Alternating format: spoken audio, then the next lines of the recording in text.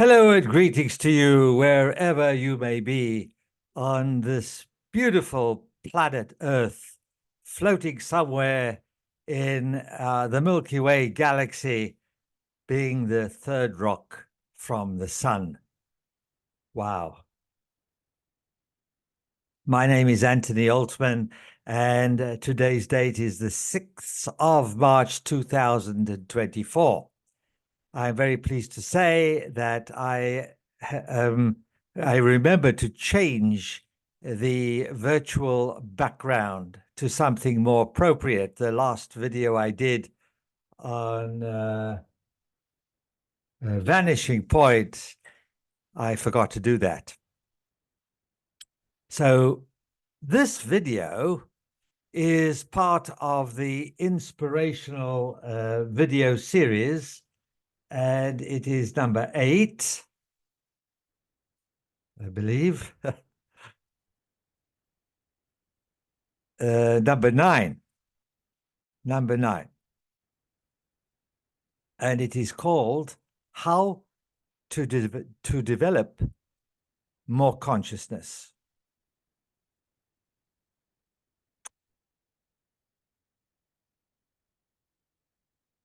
Events on our planet are speeding up, in case you haven't noticed. And unfortunately, what we are seeing is a speeding up of more negative activity. The threat of war is really growing. And the news coming from various sources other than mainstream media, which is giving us a different slant on what we have been told, is telling us of many more things that are happening, and difficulties and conditions on this planet are increasing, and people are suffering more. It's speeding up, and I feel that it's speeding up to a point where something is going to give, and there will be a huge opportunity for positive change. I see it as something positive in the light of it being seemingly very negative. In other words, the glass is half full, it's not half empty, if I can say that. So in all my videos, and especially if you have been watching the last few, I'm beginning to keep up with the shift and the pressure of this, hopefully, positive change that seems to be imminent. And in this video, I wish to concentrate on how we are able to develop more consciousness. I've been talking about it ad infinitum, and now is the time to provide a practical, simple approach to developing our consciousness and developing more of our human potential. To start with, you do not develop consciousness, and you do not develop your human potential. Why? Because consciousness and our human potential is already in place. You cannot develop that which is already in existence. And consciousness is omnipotent in its presence, in its beingness, and it exists. All we are required to do is to tap into that which already exists. So how do we tap into it? Well, the image behind me is a clue. I'm going to move myself so you can see it a little better.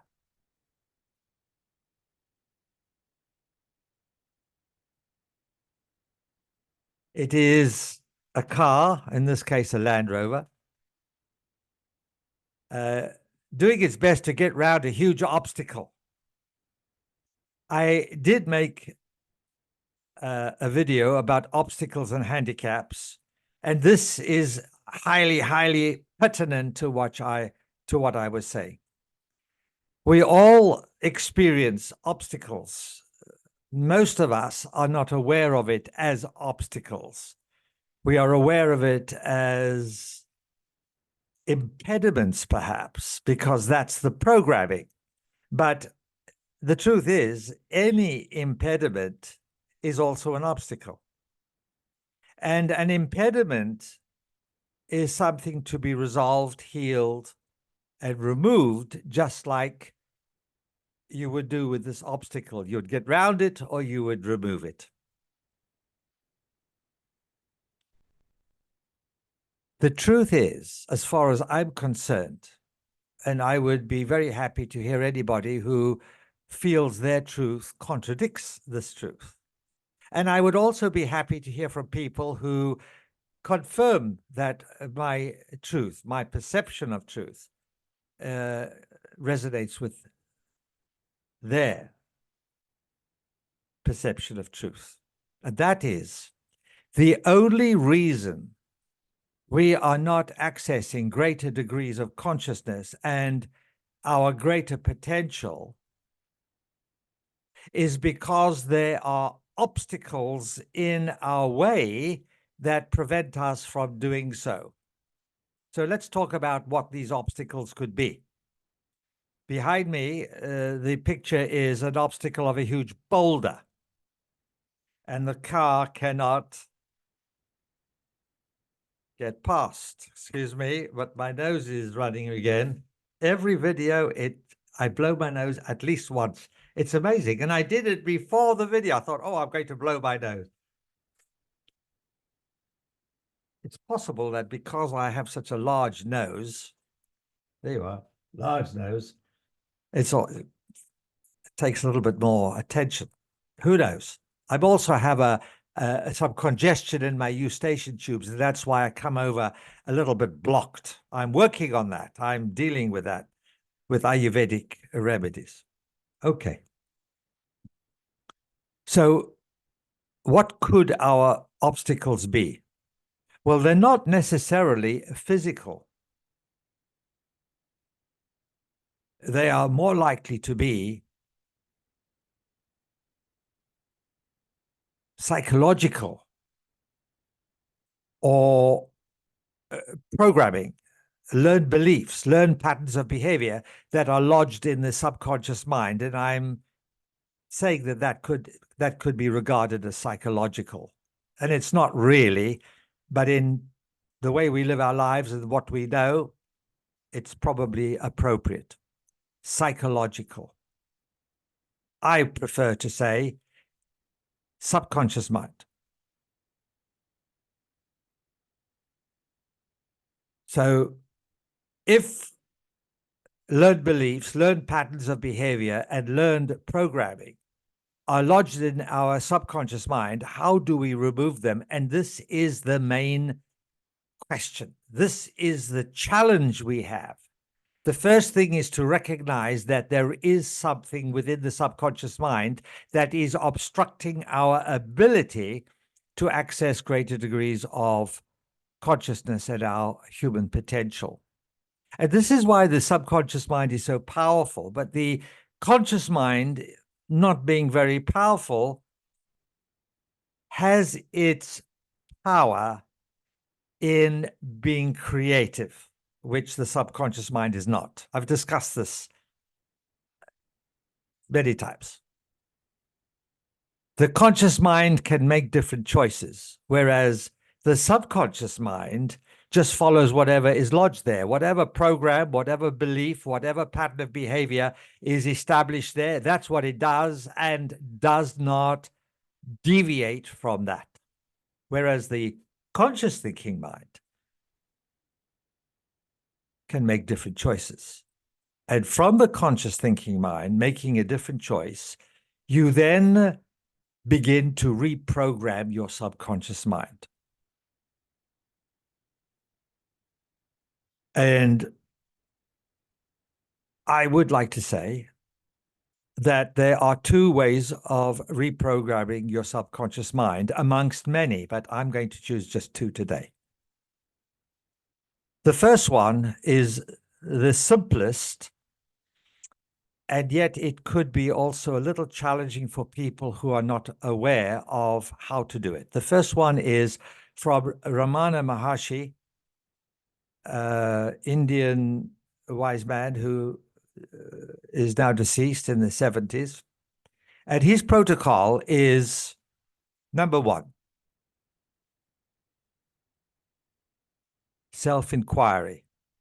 This means inquiring of yourself, your higher self, not the lower self, not the ego self, but the higher self, the soul self.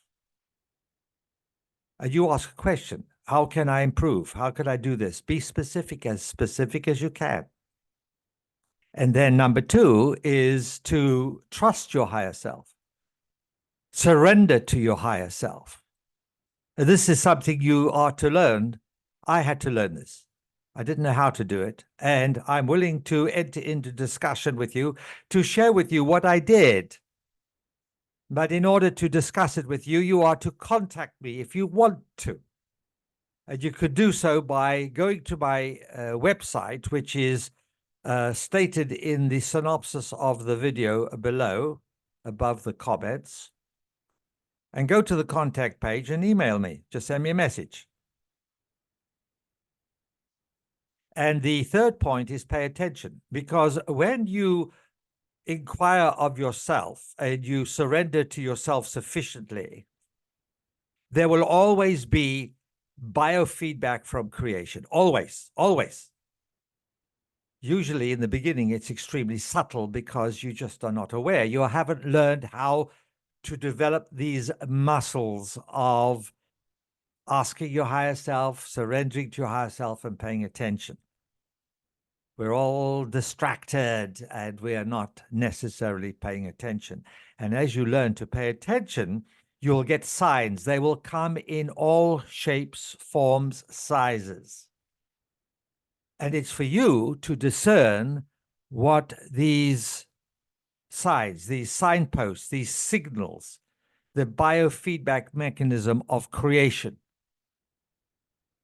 And as you learn how to do this, it gets easier and easier, and you become quite adept. I can tell you that is true because I have been through that process. And I still do it every day. I'm looking for signs. I'm paying attention. And I'm getting them. And it's helping me direct my course through life far better than ever before. The second system is more specific. And it's called affirmations. And you affirm what it is that you want, not what you don't want, what you do want, always. Because whatever you put attention on, whether it's want or don't want, the mind can only discern what it is that you're saying without knowing what I do want or I don't want. I do or I don't. He doesn't understand that. So if you say, I want to be enlightened, the subconscious mind can understand what enlightenment is, but it does not know what I want enlightenment or I do not want enlightenment. It doesn't understand the difference between those two.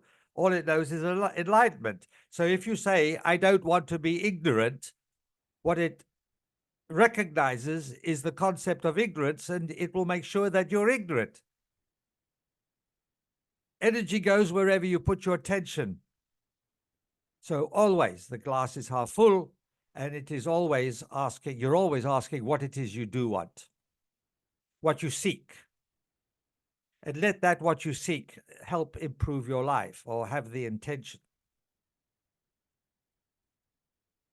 Affirmations in English can be good. In Sanskrit, the ancient language of India, is better because that language has a higher frequency. Hebrew can be better, higher frequency. There are a few other sacred languages, but Sanskrit is recognized to be the best. Anyway, I have written a book and I have a lot of information on affirmations in Sanskrit, in English, and a few in Hebrew that I use. And if you're interested, contact me and I can just send it to you. The book is not for sale because I do not have the setup to sell books on my website, even though they seem to be for sale. They're not for sale because I don't have a payment gateway and I don't have a credit card processing arrangement, and I'm not going there for the moment. So if you're interested, contact me and I will be happy to send you what I have free. Just it's more important you get the information as soon as possible.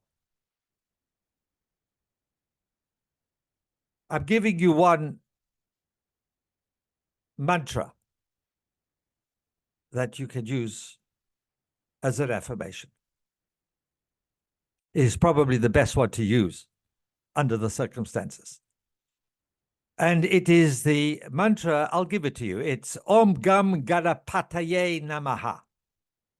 And this is asking the energy, the representation of Ganesh to remove obstacles in your life. Also, it's used for healing. Ganesh is that deity, that energy. It's an energy, really. And you're not praying or bowing down to Ganesh. You're just bowing down to that energy which is already inside each one of us. But the Hindus, the Indians, they actually took these energies to make them more visible so that they could actually deal with them in a less vague, subtle manner. And there is a wonderful story about Ganesh, and I'll be happy to share that with you another time. He is the son of Shiva, the lord of the deity, Lord, God, whatever, of Hindu mythology for change. And his wife was Parvati. And how he got his elephant. Well, no, I don't. I don't want to tell you the story because it just makes this video too long. If you're interested, let me know and I'll share it with you. Om Gam Ganapataye Namaha. I'm going to write this in the synopsis of the video. Om Gam Ganapataye Namaha.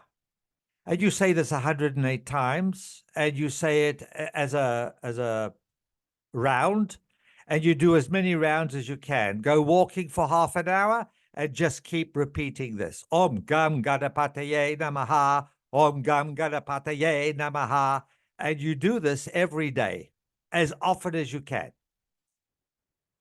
The results that I've had doing this were phenomenal to help you remove obstacles. And if you are aware of a particular obstacle, then before and after the affirmation, visualize the obstacles that you wish to be removed in your life in a divine and perfect way. This is the end of this video. It's a little bit longer than I wanted. Thank you for joining me on this road less traveled. I wish you well in your obstacle removing exercise, and I wish you well in developing more consciousness and more of your human potential. And as you succeed, please let me know how you're doing. I will be delighted to know of your progress. Thank you very much indeed. See you next time.